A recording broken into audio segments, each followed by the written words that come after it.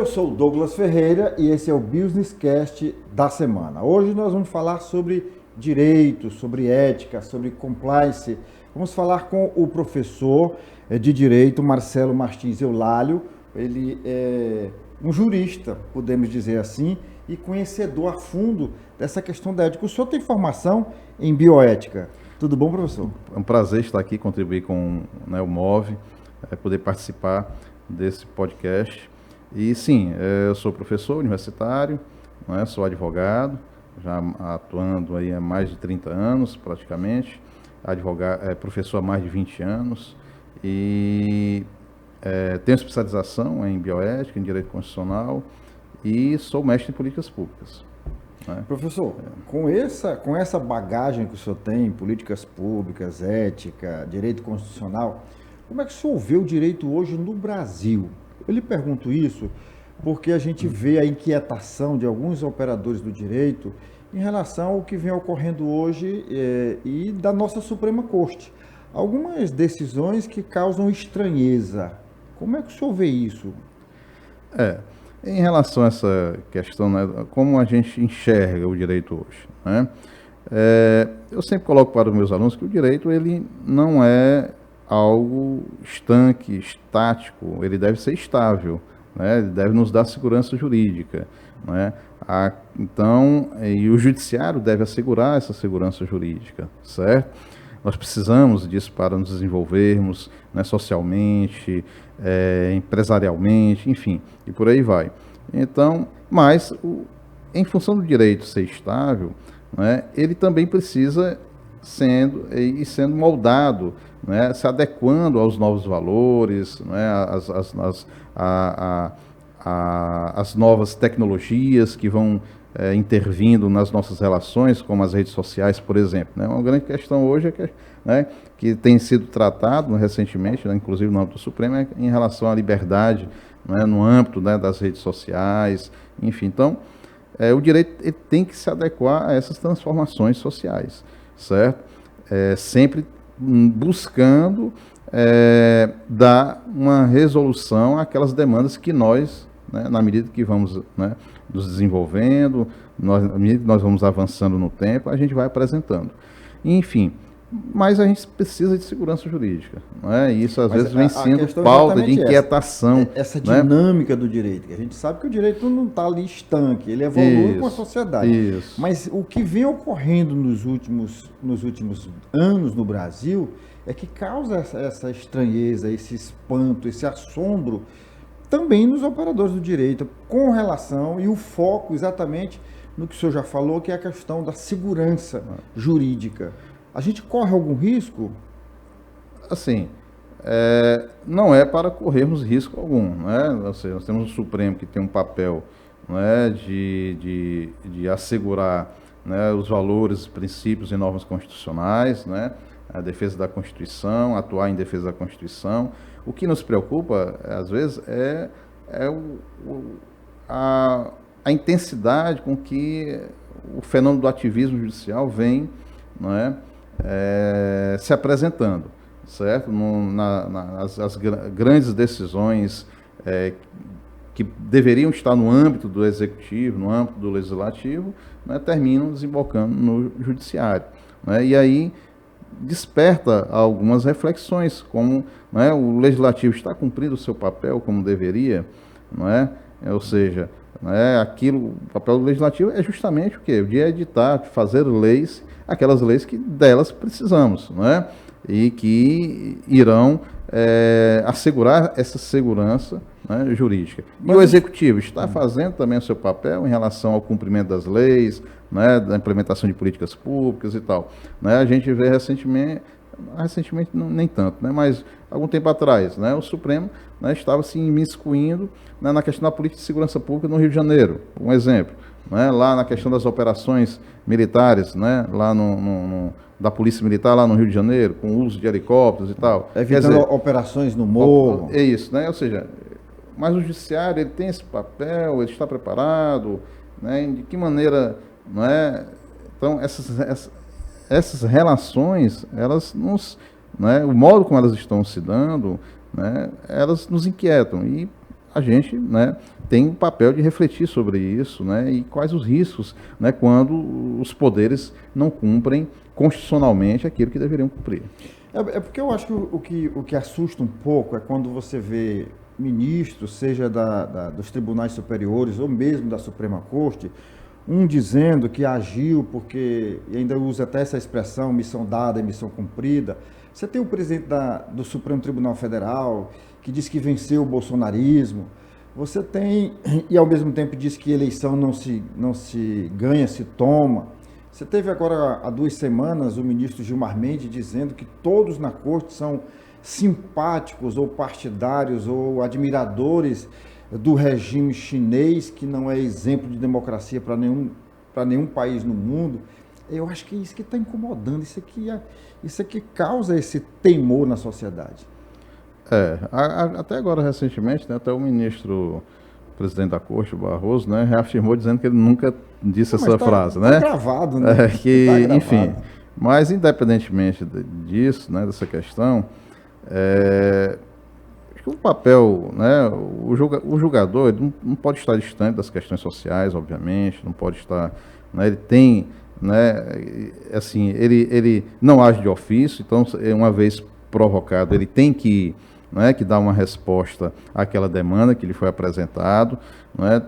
Temos decisões, né, muito importantes que a gente deve louvar a atuação, como, por exemplo, não é, a que igualou em direitos e deveres, né, tanto aqueles que têm relação hétero como aqueles que têm relação homoafetiva, né, enfim, questão da interrupção terapêutica de feto anencéfalo e por aí vai. Então tem algumas decisões que o Supremo, inclusive, ele convoca a sociedade em algumas dessas questões para fazer um debate antes, né, da tomada de decisão, certo? As chamadas audiências públicas, né, em que qualquer pessoa da sociedade pode se habilitar e participar, né, qualquer, né, organização social e tudo. Mas, né, em determinadas questões, né, também cabe o julgador, ele não, né, tem que ter assim, apesar de obviamente todo julgador ter direito, né, a ter sua ideologia, sua crença política e tal, mas eu acho que na hora da Tá extrapolando um pouco. Eu não posso expressar isso, né? É a questão, né, da contenção, né, de determinadas opiniões que, né, poderiam, né, não são necessárias, né, em algumas circunstâncias, principalmente num ambiente de polarização, né, onde a intolerância ela está, né, muito, né, presente, e a incapacidade também até das pessoas compreenderem, né, determinadas colocações. Hoje tudo a gente tem que tomar cuidado, né, com o que a gente expõe na rede, com o que vai colocar, sob pena de ser mal compreendido. Em vidro, né? Exatamente, como quem está pisando em vidro. Outro aspecto que chama bastante atenção nesse momento em que vive nossa Suprema Corte, nosso Supremo Tribunal Federal, com relação a esses inquéritos e essas investigações, esses processos, onde não há sequer, onde a defesa não tem direito, não tem acesso ao processo. A defesa está indo para o julgamento e toma conhecimento do que o seu cliente está sendo acusado no dia anterior. Isso não é de um Estado democrático de direito, ou não? Bom, particularmente em relação a esses, né, processos, eu não saberia dizer com propriedade, né, até porque a gente não tem acesso, né, a eles. Né? Tanto o que a gente sabe é aquilo que vem na mídia, né, na mídia, né? Então a gente tem que ter aí um certo cuidado em relação a isso. Eu quero crer que o Supremo Guardião da Constituição, obviamente, né, não vá ser um órgão que ali vai, né, na condução de processo de repercussão nacional e tudo, vá de encontro aos princípios da Constituição Federal, que estão expressos como da ampla defesa, do contraditório, né? Então, quero crer que isso não aconteça. Então, a gente vive hoje numa guerra de narrativas, né? Que a gente tem que saber lidar com essa, né, também essa guerra de narrativas, né, aquelas, né, que existem, né, de um lado defendendo a atuação contundente, firme, forte do Supremo, de outro aquela narrativa vindo, né, daquelas pessoas que estão envolvidas, né, na posição, né, de réu, de requeridas, né, enfim, e aí a gente tem que, né, saber lidar com essas narrativas, né, Tá bom, para professor. não emitir um juízo, né, de Equivocado repente, das coisas. equivocado. Eu sempre gosto, né, de quando, né, tenho que comentar sobre o processo, eu sempre gosto de comentar em termos gerais, né, não, por quê? Porque é muito delicado a gente, né, falar de algo que a gente não conhece, né, de que a gente não, né, a gente sabe que existe uma legislação que impõe que em processos as pessoas devem, né, ter assegurado ampla defesa, contraditório, né, enfim, né, nós temos uma legislação muito rica e firme nesse sentido, então é um pouco, eu gosto, né, sempre, né, de evitar que a gente, né, dali de repente seja injusto, né, com uma parte ou com a outra, né. Que bom seria, professor, se todos os nossos ministros, os 11 ministros do Supremo Tribunal Federal tivessem a sua postura, postura de ética, postura de controle, de não dar declarações sobre processos em andamento, sobretudo antes do julgamento. Isso é o que a sociedade brasileira espera dos membros de uma Suprema Corte. Tá? Vamos falar de outra coisa agora bem interessante, já que nós aqui no nosso Business Cast, o nosso foco é o empreendedorismo. Nosso foco é aquele que produz, que gera emprego, que gera impostos, que ajuda a desenvolver o Piauí e o Brasil. A gente vai procurar trilhar um pouquinho agora, professor, numa área que o senhor entende muito bem, que é a área da ética, do compliance, que é uma palavra que muitos ainda não entendem. O que o senhor poderia explicar para a gente aqui sobre o que é o compliance hoje? Bom, em termos de definições, né, conceito, né, melhor dizendo, a gente poderia dizer que o compliance, né, na sua essência, é esse conjunto de práticas que uma empresa adota no sentido de assegurar no seu âmbito, né, o cumprimento das leis, o cumprimento de seus próprios códigos de postura, certo? Então, as grandes empresas, elas têm se ocupado e se preocupado em estabelecer isso, contratando inclusive o compliance officer, né, que é o analista de compliance, né, aquele profissional dentro da empresa, né, que vai desenvolver essa política de compliance dentro, né? Então, toda empresa, as grandes empresas, elas têm seus valores, né, em torno dos quais ela existe, ela desenvolve, né, suas ações, enfim, se apresenta perante a sociedade, perante o poder público, perante os seus fornecedores, com quem, né, com todo, né, com todas aquelas pessoas com quem ela se relaciona, certo? Então, é importante porque valoriza, né, a reputação da empresa. Então, quando eu sei que aquela empresa, né, ela trabalha com determinadas práticas, né, éticas, né, por exemplo, né, ela tem uma política onde ela tem uma política na área do meio ambiente, né? Então ela desenvolve ela busca ter um desenvolvimento sustentável, certo? Então ela prioriza isso, né? Ela prioriza uma relação ética com o poder público, ela prioriza um cumprimento das leis, certo? Como por exemplo a contratação, né, em seu quadro de pessoas portadoras de deficiência, né? Ela se preocupa com o processo de inclusão, né, de pessoas que estão, né, às vezes à margem, né,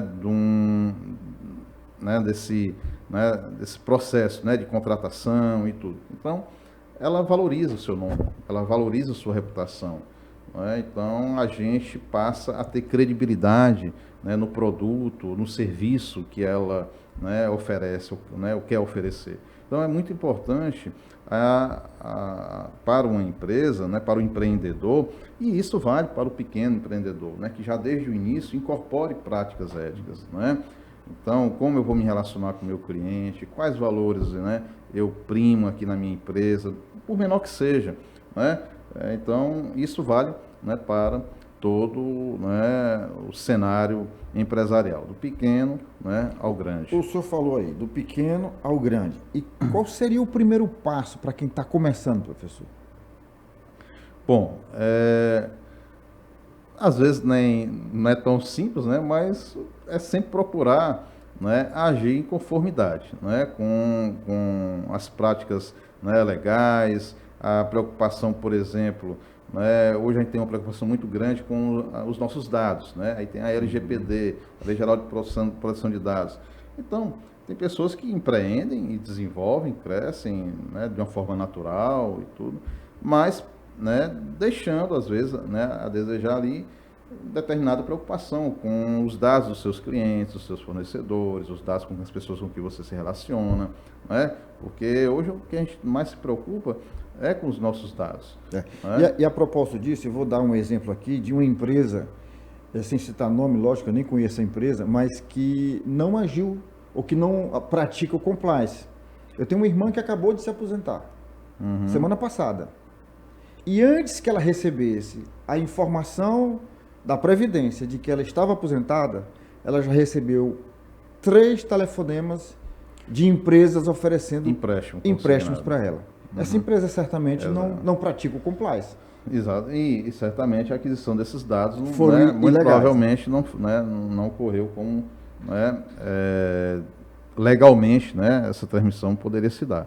Então, a prática de você incorporar determinados valores, ela é importante para a prevenção de fraudes, para a tomada de decisões, ela é importante para a melhoria da sua reputação empresarial, né, para a redução de riscos. Então, é óbvio que quanto mais empregados eu tenho na empresa, não é, maior importância isso vai ter. E responsabilidade. Até as relações entre os próprios colaboradores, né, questão de assédio moral, assédio sexual, né, no âmbito empresarial. Então, a política de compliance, ela ajuda na prevenção disso, né, que às vezes é comum, né, principalmente políticas de gênero, de inclusão, de respeito à mulher. Então, isso valoriza, né, isso agrega valor à empresa. Né? Então, né, você sabendo que uma empresa ela tem essa preocupação com seus colaboradores, com o bem-estar, né, com o meio ambiente, né, laboral, o meio ambiente de uma maneira geral, né, com a prática, né, de tentar né, cumprir, às vezes, né, obviamente, no cenário econômico que a gente vive, às vezes também não é fácil, né, para determinadas empresas, não é? Às vezes ali cumprir pontualmente, né, suas obrigações, mas, né, ela tendo incorporado, estando, né, com isso incorporado no seu meio, né, eu acho que ela não tem nada a perder, mas somente a ganhar. Essa questão do compliance, ela não significa necessariamente que a empresa vai ter que investir aquilo que ela não possui. Ela pode começar a colocar em prática um conjunto de valores, né? Exatamente. Sem não implica em custos. Não é? Às vezes, pequenos treinamentos para os seus colaboradores. Não é? Então, eu preciso... Né, pequenos cursos. Hoje em dia, muitas empresas oferecem cursos gratuitos, o próprio Sebrae, enfim, tem muitas instituições que oferecem qualificação, né, para empreendedores, né, e para os colaboradores de uma maneira geral. Né, cursos gratuitos, aí existem muitos. E é necessário que um mínimo, né, de valores desses aplicados, concretizados, não é? Vai com certeza melhorar a relação daquela empresa, da relação entre os próprios colaboradores, a relação entre eles e os externos, não é? Isso é muito positivo. Eu acho que tudo isso que o senhor está falando sem né, investir, né, sem ter impacto, né, financeiro. Então, pelo que eu consigo perceber, pelo que o senhor acabou de falar, é que basta ter uma mentalidade de de valores, né? Isso. E implantar isso na prática. Né? Exatamente, somando a mentalidade de empreendedorismo, né? Pronto. É você investir, trabalhar, acordar cedo, enfim, aquela né, questão de ir correr atrás, não é? Mas levando, né, nessas ações esses valores. E ainda que lá na frente isso implique em algum custo, né? Eu não digo custo, eu digo investimento. Né? Vai ser compensador, né? Exatamente. Vai ser compensador. Pessoal, eu tomei conhecimento, uma mosquinha me sussurrou bem aqui, fez um zumbido, na verdade. O senhor está lançando mais um livro. Isso. Né? Eu tenho um livro, eu lancei, ó, o último foi o Contrato Social, onde a gente faz uma abordagem, né, da teoria do contrato social em Hobbes, Locke e Rousseau. E recentemente, né, tá ainda tá com o nosso editor. Tá no prelo. Né, ainda não me foi apresentado, mas em breve, a previsão é em agosto. Né, é um livro que eu coloco nele ali minhas inquietações sobre várias questões, né, da existência humana. Né? Então, eu falo sobre felicidade, eu falo sobre angústia, eu falo sobre a morte, eu falo sobre a fé, né? E ali na forma de ensaios e crônicas, né? Um amigo meu que mais já... na área filosófica do que do direito. Mais na área filosófica, né? Existencialista do que no direito, né? E um amigo meu que é filósofo, né? A quem eu devo a revisão desse livro, ele diz: olha, Marcelo, você é muito otimista, né? Nas suas... né? Na visão de mundo. Na sua né? visão de mundo, né? E eu, né, digo assim, de fato, eu gosto e eu acho que a gente precisa ser otimista, né? Acordar preciso, de dia, há necessidade disso. Acordar todos os dias e crer, né, que a gente, né, pode viver num lugar melhor, pode lidar, né, com os problemas de uma maneira melhor, né? Problemas todos nós temos, né? Não há essa felicidade, né, constante, né, utópica. Então, a gente tem que ter os pés no chão. Eu acho legal, professor, que quando diz assim, professor Marcelo Eulálio está lançando um livro, todo mundo já pensa no direito. Isso, exatamente. Então, você vai mostrar um outro lado que as pessoas não conhecem. Porque eu sempre gostei de... Não sou filósofo de formação, gostaria de ser, né? Pode ser que no futuro... Né? Eu não fui por um triz, viu? Foi, né? Foi. Mudei para comunicação no último ano.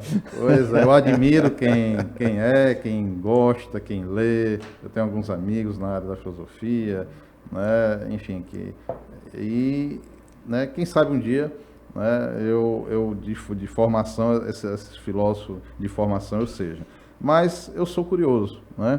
Eu sou curioso, gosto de ler. Né, eu dou aula há mais de 20 anos e no curso de Direito mesmo já dei, né, por muito tempo aula de antropologia, sociologia, filosofia política, né, há muito tempo dou aula de ciência política. Então e aí, o senhor já vem praticando essa... A gente lida em função disso com muitas leituras, né, não são aquelas leituras, né, bem dogmáticas, é o direito do trabalho, é o direito civil, processo civil. Então a gente navega, né, por outras áreas do conhecimento e isso me agrada, né? Eu gosto muito e eu gosto muito da aula de ciência política, eu gosto muito de falar sobre política, falar sobre liberdade, falar sobre democracia. Eu gosto de visitar e revisitar os autores clássicos da filosofia, né? E por aí vai.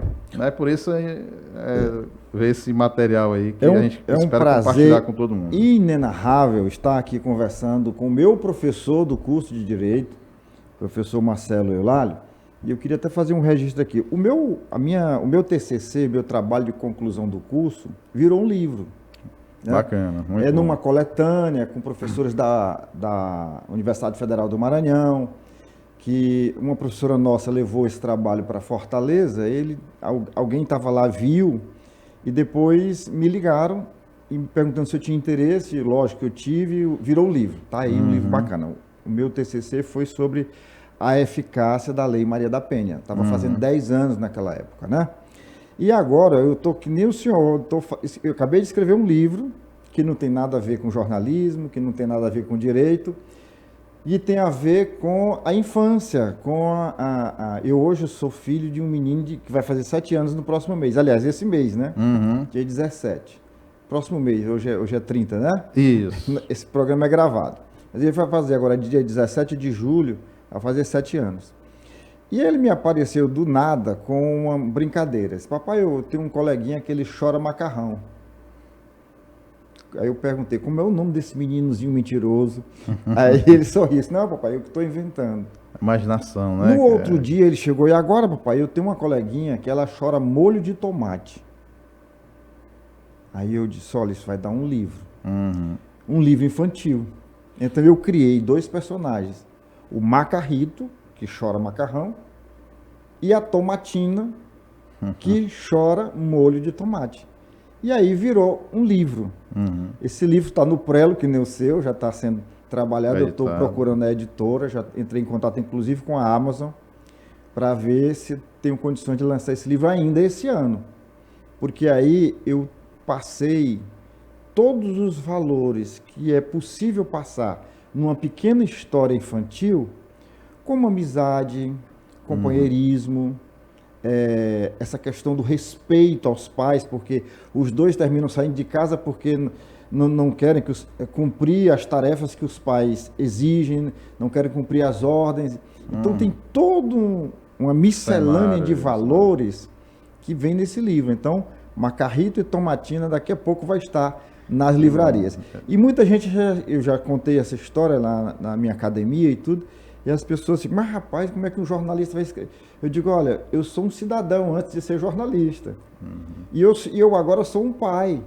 E um pai na minha idade, aos 64 anos, de um menino de 7. Então eu estou reaprendendo muita coisa e vivenciando coisas maravilhosas. Os nossos filhos ensinam muitas coisas, muito, né? muito. E é muito bacana isso. Nós vivemos num estado muito rico em termos de produção cultural, né? E que merece mais atenção aí, né? Então nós temos alguns empreendedores na área da cultura aqui, né? No meu caso, por exemplo, né? O meu livro está sendo aí trabalhado com o Leonardo, lá da Entre Livros, né? Que é um gigante aqui em Teresina, né? Que é onde ele apoia e tem apoiado sempre muito a produção cultural, né? Literária, né? Aqui no nosso estado. E é um empreendedor, né? Que tem desafios muitos aqui em Teresina, porque, infelizmente, Douglas, às vezes o próprio conterrâneo, às vezes, não valoriza a produção. É verdade. Né? Douglas, Marcelo, né? Então, às vezes... E nós somos um celeiro, né? Nós somos valorizamos ali, às vezes, né, escritores de outros estados e tudo, e os nossos aqui, né, que merecem essa atenção, né? E eu acho que isso é um ponto importante que a gente deve ficar atento. Né? Queria só fazer uma pausa nesse momento para falar das empresas que apoiam o nosso trabalho. Aquelas pessoas que estão próximas, que reconhecem no Businesscast um instrumento de valor. Então, nosso abraço carinhoso para o pessoal da Estrada Mob, também do Senac, do Sesc, da AproSoja lá na região dos Cerrados, ali no sul do Piauí, para a Léo Madeiras, do nosso amigo Marcos, a Elo Engenharia, o Movimento Empreender Piauí, o MOVE, a Automaster, Pneubec, Gustavo Ramalho, Hotsat, Socimol e Pax União. Muito obrigado por acreditarem no nosso trabalho. Professor, nós estamos chegando ao final, mas antes disso, nossos internautas são acostumados aqui, porque agora eles já conheceram um pouco do professor, do escritor, né? Do operador do direito, do advogado, mas agora eles querem saber um pouco mais sobre o cidadão. O senhor é de onde? O senhor é natural de que região do Piauí? Eu sou daqui mesmo, Teresina. Daqui de Teresina. Isso, daqui Nascida mesmo. e criada. Nascida é piauiense e criada. da gema, como se diz, né? Exatamente. Teresinense da gema, minha família não é do interior, mas eu sou daqui, nascido aqui mesmo. Né?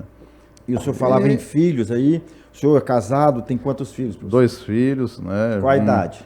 Um de 20 anos, né? Já cursando engenharia, estava cursando ciência da computação, mas aí no meio do caminho, né?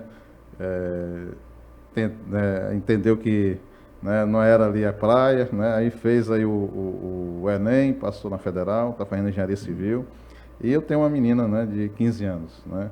Também, logo mais, aí está também ingressando. Ela já aí sinaliza o que quer?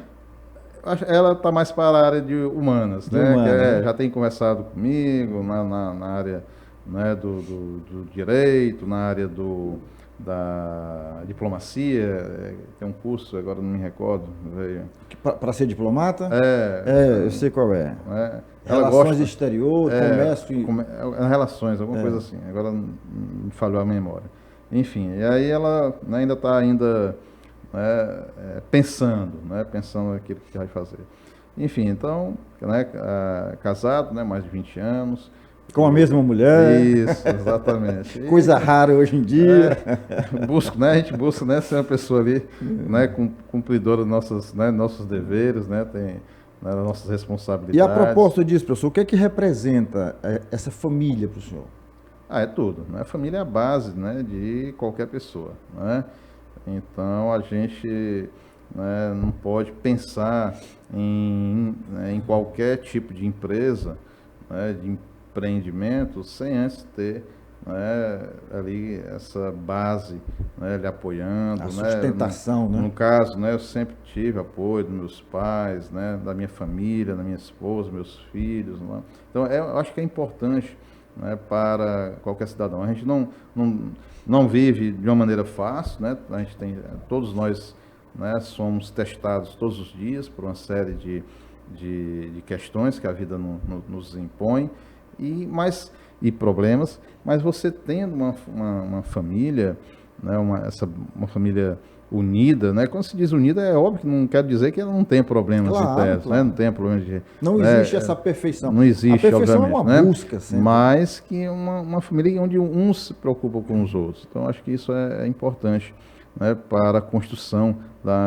de um indivíduo, né, de uma personalidade, né, mais forte, né, até em relação à autoestima, né, das pessoas. Né? É importante, a gente verifica isso, né, quando a gente vê a base familiar. Então, família é a base de tudo. E Deus, professor? Onde é que entra Deus na sua vida? Deus está sempre presente, né? Deus está sempre presente nas nossas vidas. Né? A gente tem que... Né, uma coisa que eu tenho exercitado, né, mais comumente é a prática da gratidão, é de agradecer. A gente tem que exercitar, reclamar menos. E agradecer mais. Porque isso nos torna mais saudáveis, né? Tanto fisicamente, psicologicamente. Né? Então, às vezes a gente, né, reclama, né, por tudo, por coisas, né, pequenas. Então, eu tenho, né, exercitado isso, né, e a prática da gratidão, agradecer. A gente tem que agradecer estar aqui, estamos bem, estamos conversando, tendo um diálogo, não agradável, enfim, temos saúde, nossos filhos estão com saúde e tal. E tem, obviamente, né, a gente passa por problemas, muitas pessoas estão vivendo nesse momento problemas e tal, mas a gente tem que acreditar em Deus. Né? Sem dúvida. Não digo, né, ninguém está obrigado a ter uma religião, mas eu acredito que quando você tem a crença em Deus, né, as coisas, né, se tornam mais fáceis. E eu sou grato porque Deus tem operado milagres na minha vida, né, e eu só tenho que agradecer. Acho que a gente tem que parar de tanto pedir e de agradecer e reconhecer que os milagres de Deus na nossa vida, eles não são necessariamente grandiosos. Não assim. É ganhar na loteria, não. Né? São coisas pequenas. Ou às vezes curar de uma doença incurável. Né? Às vezes, né, pode vir, essas coisas acontecem, né? Mas às vezes nós estamos permeados durante o dia cheio de pequenos milagres. E a gente vive numa sociedade... E a gente não observa. Uma sociedade imediatista, consumista e violenta, que só o fato da gente ter acordado hoje, estar aqui trabalhando, já é um grande milagre. Já é um grande milagre. E é aquilo que eu digo, né? Durante o dia são de uma diversidade de pequenos milagres, não é? Às vezes é uma pessoa que você reencontra, como nós estamos aqui nos reencontrando, não é bem, isso. Não enfim, na comida que você tem na mesa de casa, enfim, uma série de coisas. Você poder ver o dia amanhecer, enfim, você terminar esse dia bem. Então, a gente tem que trabalhar para isso. Né? Repito, né? Isso é muito otimismo, isso é muito... Né? É óbvio que a gente tem chateações durante o dia, né? A gente tem uma série de contratempos, né? Enfim, mas o que eu coloco é que a gente tem que exercitar essa prática da gratidão. É importantíssimo. Tá, mais uma vez falando aqui com nossos internautas, lembrando que nós dependemos de você. Então, se você gostou dessa entrevista, você recebeu esse link, você ainda não é inscrito no nosso canal, faça a sua inscrição, acione o sininho para poder receber as nossas notificações e manda o link para o mundo, manda para os amigos, para os parentes, para o WhatsApp do condomínio, da associação de moradores, do grupo de trabalho, faz essas informações circularem o planeta, porque com certeza alguma coisa boa a gente conversou aqui e que merece ir para frente, tá bom? Merece reflexão. E que merece uma reflexão. Professor, um prazer muito grande tê-lo aqui com a gente. Prazer é o meu, Douglas, parabenizar, agradecer ao MOVE por essa oportunidade, né, de a gente, né, conversar aqui, né, sobre várias questões de importância, né, para todos. Parabenizar essa iniciativa do MOVE, né, e é isso, vamos, né, convidar, né, que mais pessoas aí se integrem ao movimento, né, e vejam, né, assistam e se inscrevam no canal do MOVE. Até o nosso próximo encontro, ou seja, até a semana que vem. Valeu!